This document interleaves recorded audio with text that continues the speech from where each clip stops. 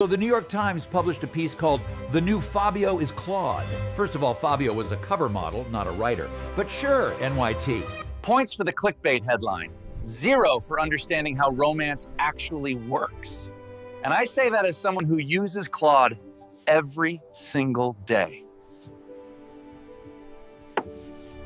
Here's what the article said. A romance author named Hart published 200 novels in a year using AI. She earned 6 figures. She can draft a book in 45 minutes.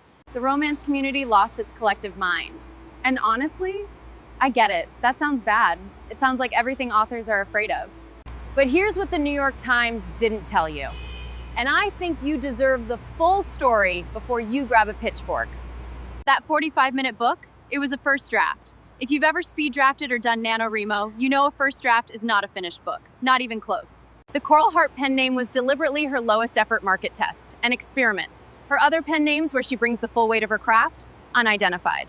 And after the article dropped, she was doxxed. Her real name was circulated online. Her family received death threats. Her child was targeted. So yeah, I can see why she kept her serious pen name separate. Can't you? Here's what really got left out. Hart has been in publishing for 16 years. She's written over 90 novels without AI. She's worked as an editor, a cover designer, a writing coach. She's read slush piles for Big 6 publishers. She knows this industry inside and out. None of that made it into the story. The headline said AI.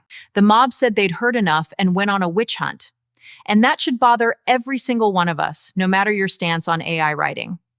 Now, did the article make her sound like she was bragging about cutting corners? Absolutely. That quote about who's going to win the race sounds terrible out of context. In context, she was talking about release cadence. Romance readers consume 3 to 5 books a week. Visibility on Amazon requires consistent output.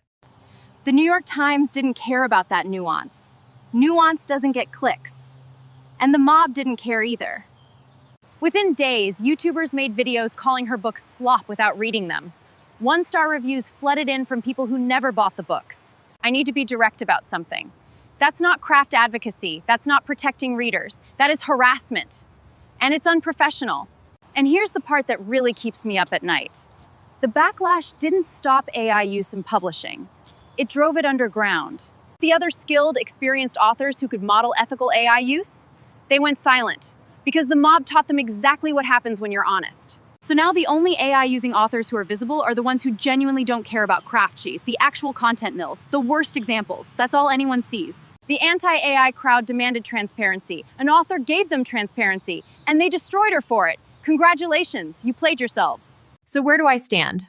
I use AI. I've been public about it from day one, and I'm not going to stop because it makes me a better, faster writer. I use it the way I use a GPS. It suggests a route. I'm driving the car, and I know where I'm going. Every word passes through my judgment before it reaches a reader. Here's what people don't understand. Using AI to produce a good novel requires more craft knowledge, not less. You need to hear when dialogue sounds generic.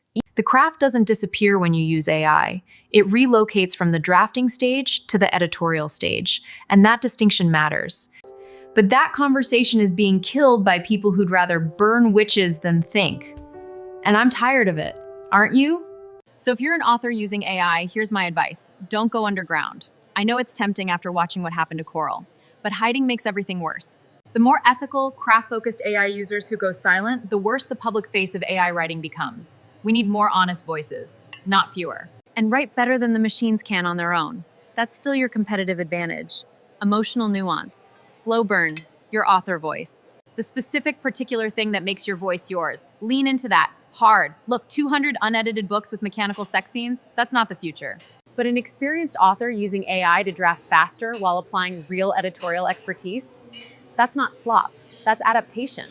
And the fact that we can't tell the difference in the public conversation right now, that we've reduced every AI using author to the same lazy caricature, that's the real failure.